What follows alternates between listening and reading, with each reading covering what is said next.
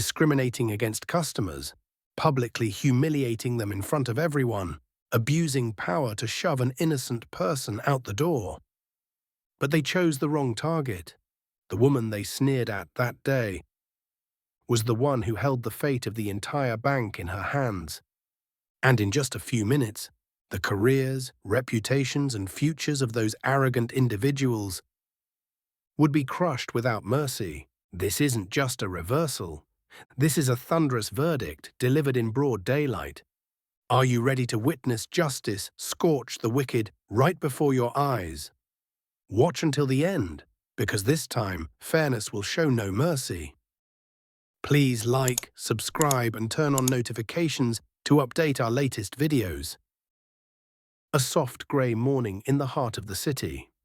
The glass towers reflected the glimmer of sunlight, and the streets pulsed with the steady current of bustling crowds. Amidst the flow of people, a woman walked at a measured pace, Camille Turner. A dark blue hoodie, simple jeans, hair tucked neatly under a baseball cap. In her hand she carried a plain black leather bag, so unremarkable that she completely blended into the crowd. No one knew that behind that ordinary exterior she was the newly appointed CEO of Sterling Trust Bank, one of the most powerful banks in America. Camille paused before the grand entrance of the main city branch, the flagship branch. She tilted her head to look up at the polished silver sign, Sterling Trust Bank, where your future matters. A cold smile flickered at the corner of her lips. Beneath that polished surface, internal reports had revealed a sad truth. Silent discrimination, unfair treatment, all hidden neatly behind pristine reports. Camille took a deep breath, her grip tightening around the strap of her bag. Today, she would see it with her own eyes. Today, the true face of Sterling Trust would be exposed. No announcements, no entourage, no titles. Just her and the truth. Camille pushed open the door and stepped inside. No one turned. No one paid her any attention, exactly as she had expected. Kale 10 மணி 5 நிமிஷம். The heavy glass doors swung shut behind Camille Turner, and the soft echo of her heels clicked against the marble floor. No one looked up, no one smiled in greeting. Without rushing, Camille settled onto one of the waiting chairs, her cold gaze sweeping across the lobby. A white man entered just after her, sleek grey suit, a Rolex watch flashing under the lights. Immediately, a female staff member beamed and rushed over. "Good morning, sir. Please come right in. The VIP room is ready for you." Across the lobby, an Asian couple sat quietly, huddled together. No one offered them water. No one approached to assist. A Latina single mother cradled her newborn, silently pulling a number from the self-service machine. The teller cast her a brief, impatient glance, then turned away. Camille noted every detail, every look, every smile, and every cold frown. Discrimination seeped through the air, suffocating like a layer of dust coating polished suits. 10 minutes, 20 minutes, 30 minutes.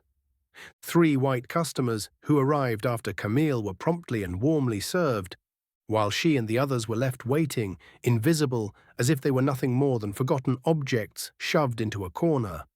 45 minutes dragged by. Finally, the digital screen flashed the number Camille was holding. She rose, step by deliberate step, heart steady but fierce. The day of reckoning had begun. Camille Turner placed the withdrawal slip on the counter. $95,000. Teller Lily Carter, a blonde woman with her hair neatly tied back, hesitantly picked it up. Her eyes darted between the figure, the bank card, and Camille's face. The practiced service smile on Lily's lips stiffened. A glance, a smirk. Immediately, 2 male employees, Scott Hayes and Dennis Cole, approached. Their suits slightly disheveled, their eyes scrutinizing Camille as if she had just committed a crime. "We need to verify a few things," Scott mumbled, loud enough for the surrounding customers to hear. Dennis crossed his arms, giving Camille a slow, condescending once-over, then muttered to Scott without even bothering to lower his voice. "Probably hit the lottery or won some lawsuit, huh?" A few giggles echoed from a corner of the counter. Other employees peeked out, sneaking looks as if watching a cheap comedy unfold.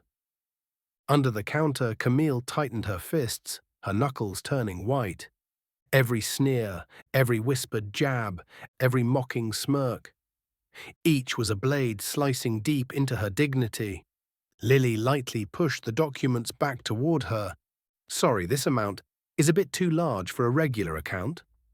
We'll need additional verification, or you may step outside." Step outside, as if she were defective merchandise, as if she were some lowly scammer. Camille remained still. A glacial chill coursed down her spine. Anger simmered beneath her calm exterior, but her gaze stayed steady, dangerously steady.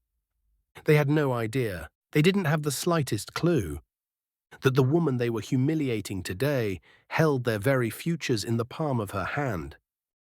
The sharp click of high heels echoed across the bank lobby. Click, click, click. Lauren Briggs, the branch manager of Main City Branch, strode forward as if walking down a red carpet.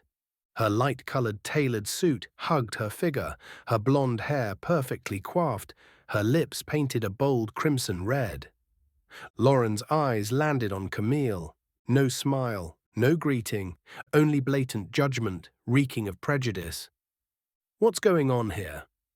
Her voice was cold, slicing through the air like a blade. Scott jumped in eagerly, as if he had just found a lifeline. "This customer is requesting to withdraw $95,000. We feel it's not appropriate." Lauren didn't bother to glance at the documents. She didn't need any verification. One dismissive sweep of her gaze from Camille's head to toe, and the verdict was sealed. "Sorry." Lauren smirked, her fake smile colder than a winter gale, "but we cannot release such a large amount of cash to someone like you." Someone like you. Each word dropped heavily to the marble floor, saturated with unmistakable prejudice. Lauren stepped half a pace closer, lowering her voice in a tone that suggested secrecy, but loud enough for everyone nearby to hear. "Honestly, a small money exchange shop down on Elm Street might be more suitable for your kind." The sneering smile, the contemptuous stare. Everything about her was a slap in Camille's face, right there in broad daylight. A ripple of stunned silence spread across the lobby. Other customers turned away. Bank employees kept their heads down. No one dared to intervene. No one dared to speak up. Camille stood there, dressed simply, surrounded by an ocean of prejudice and cruelty. But they didn't know. The real earthquake hadn't even begun. Camille Turner, standing amidst the condescending looks and mocking smiles, did not waver. Not a furrowed brow, not a single tear. Only a chilling calm, the calm of someone who knows they hold the winning card. Slowly, as if she had all the time in the world, Camille pulled a phone from the pocket of her hoodie. A simple motion. A small glow from the screen. She began recording, capturing every word, every glance, every malicious smile from Lauren, Scott, Dennis, and the others. No one dared to stop her. No one was lucid enough to realize they were recording their own downfall. Once finished, Camille put the phone away and took a half step back, as if giving the stage to the next act. In a voice low and sharp as a blade, she dialed a familiar number. Just 2 rings. "Evelyn." Camille's voice rang out, not loud, not soft, but enough to make the entire bank lobby hold its breath.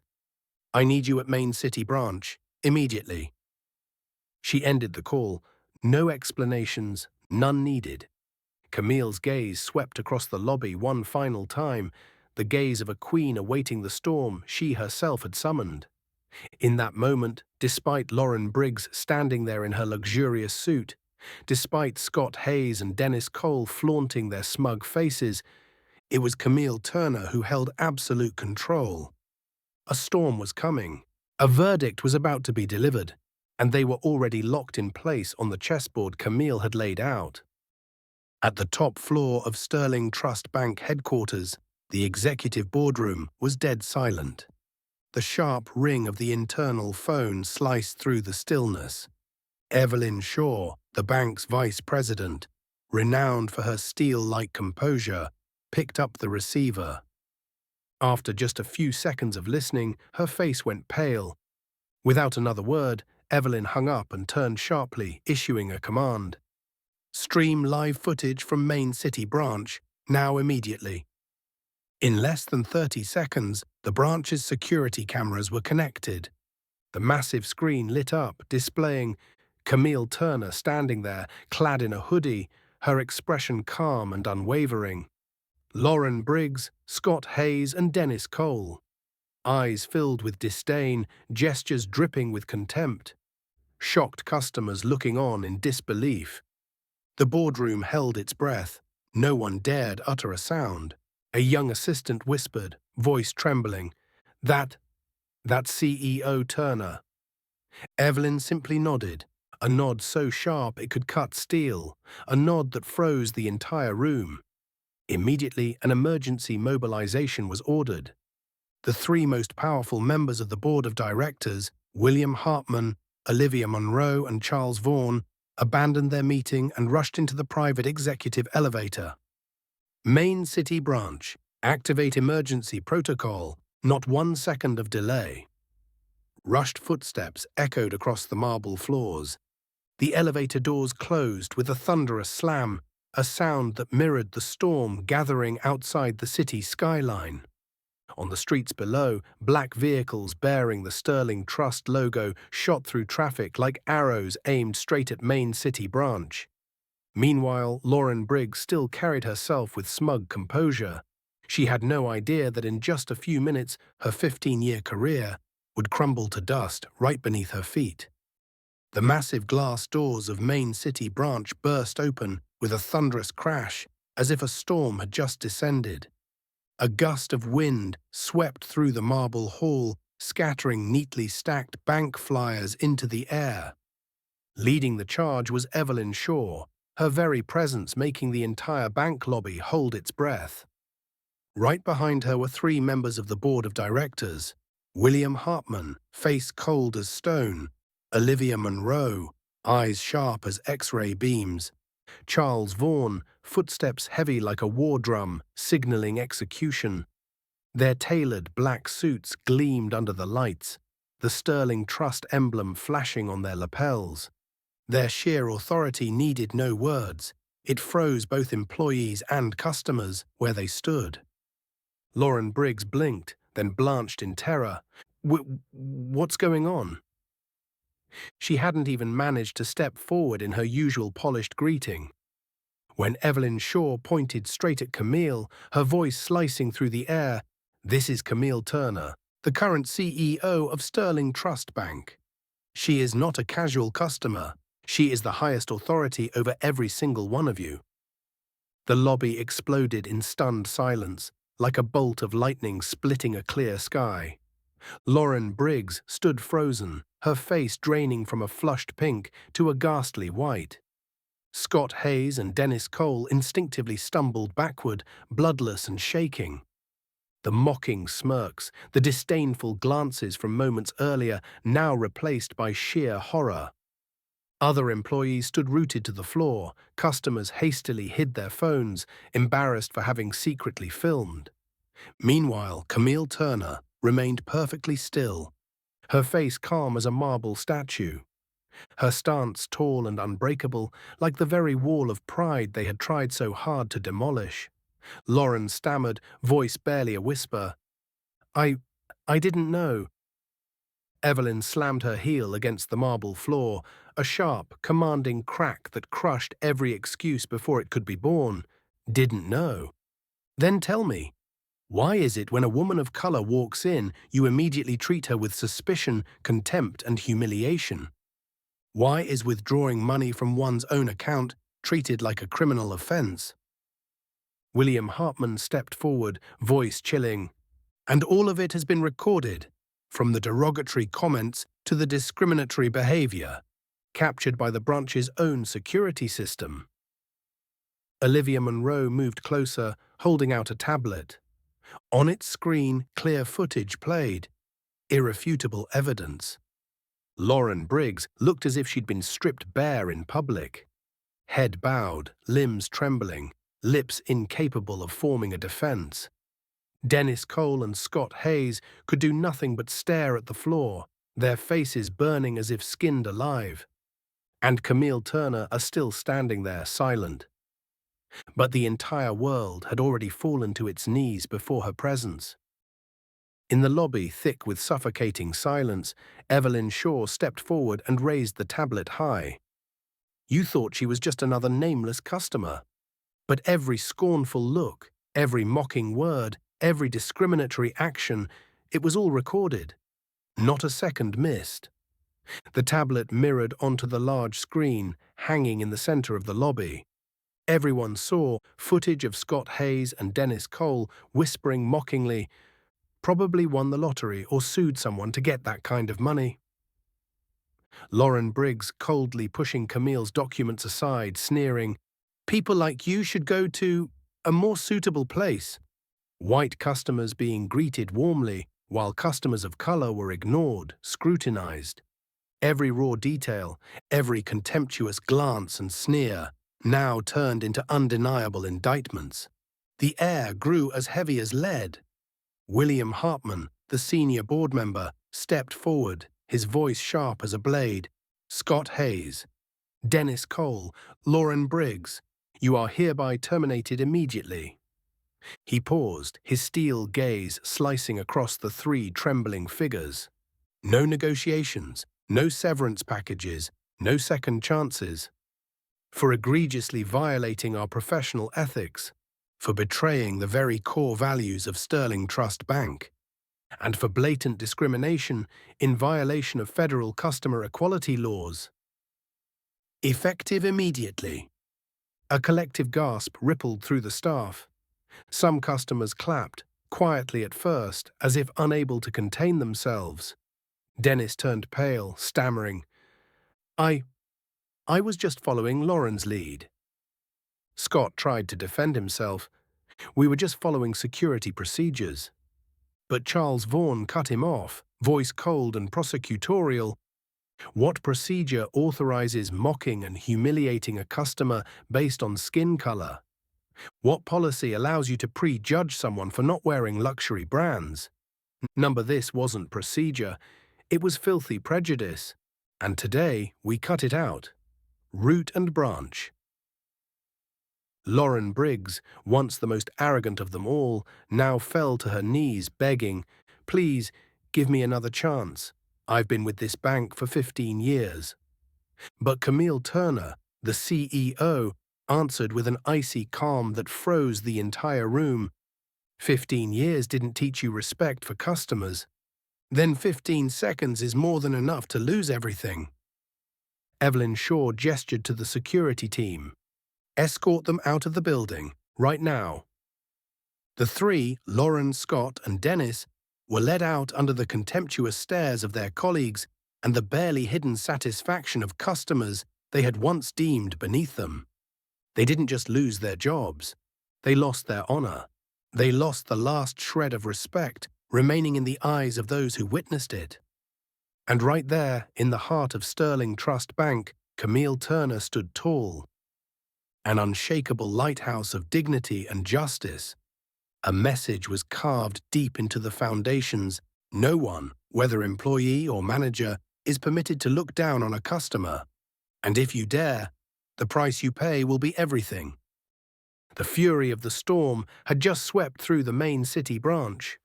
The wrongdoers had been removed. But Camille Turner knew true justice isn't only about punishment, it's about rebuilding from the ashes. She walked slowly toward Lily Carter, the young teller standing frozen at the counter, her hands clenched tightly as if trying to hold back overwhelming fear. When Camille's gaze met hers, Lily burst into tears. "I'm sorry, I knew it was wrong, but I was afraid." Her voice cracked, sobs breaking through the thick air filled with watching eyes. Camille nodded, her gaze sharp yet full of understanding. She had seen that fear before, in herself, in the early days when she faced a world riddled with barriers. Camille's voice rose, warm yet resonant. Lily Carter, today you lack the courage to stand up against injustice. But today you found the courage to own your mistake in front of everyone. That is the first step of a true leader. Everyone held their breath. Camille stepped closer, her eyes locking onto Lily's, not with blame, but with expectation. Starting today, I appoint you as acting manager of the main city branch. I need people who can recognize their failures, learn from them, and rise beyond them. A gasp rippled through the entire lobby. Lily stood stunned, tears still clinging to her cheeks, stammering, I don't deserve this. Camille smiled, a gentle yet unwavering smile. No one is born deserving. We become deserving. Through the choices we make from today forward. Prove it, not just to me, but to every customer who walks through these doors. Across the lobby, the customers who had witnessed the earlier humiliation now stood silently, emotions thick in their throats. They no longer saw Lily as just another nameless employee, but as a symbol of change beginning to bloom. Evelyn Shaw stepped forward, placed a light hand on Lily's shoulder and nodded approvingly. We will train you and we will walk alongside you. But the first step must be yours to take. The atmosphere inside the bank seemed to warm, a small moment of hope, but powerful enough to ignite the journey of Sterling Trust Bank's rebirth. 2 weeks after the shocking incident at Main City Branch, the entire nation turned its attention to a special press conference held by Sterling Trust Bank. On the grand stage, bathed in pure white light, Camille Turner, clad in a sharp navy blue suit, stepped forward amidst a flurry of flashing cameras. Her eyes gleamed with unwavering determination. Behind Camille, a massive LED screen lit up with the words, "New Era, New Standards, Sterling Trust Bank." Camille's voice rang out, calm yet commanding, overpowering the entire room. Today we are not merely offering an apology, today we are committing to action. Sterling Trust Bank proudly announces the establishment of a $40 million justice fund dedicated to comprehensive equality training for all employees. A complete reform of the customer service evaluation system. Enhanced internal monitoring and strict enforcement against any discriminatory behavior. We will no longer allow anyone to be treated as less simply because of their appearance. Thunderous applause erupted across the hall. Journalists, financial experts, civil rights organizations all rose to their feet, giving Camille Turner a long-standing ovation. The final image that moved millions of hearts. At every branch of Sterling Trust Bank across the nation, a new plaque was installed prominently at each entrance. A black background with silver lettering that shimmered under the lights. Respect is non-negotiable. Sterling Trust Bank. Under the warm golden lights, this motto was not just a reminder, it was a solemn oath, marking the dawn of a new era. Customer discrimination, public humiliation, the abuse of power to shove an innocent person out the door. But they picked the wrong target. The woman they looked down on that day was the very person who held the fate of the entire bank in her hands. And within just a few minutes, the careers, reputations, and futures of those arrogant individuals would be crushed without mercy. This wasn't just a reversal of fortune, this was a thunderous verdict delivered in broad daylight. Are you ready to witness justice burn the guilty right before your eyes? Stay until the end, because this time justice will show no mercy.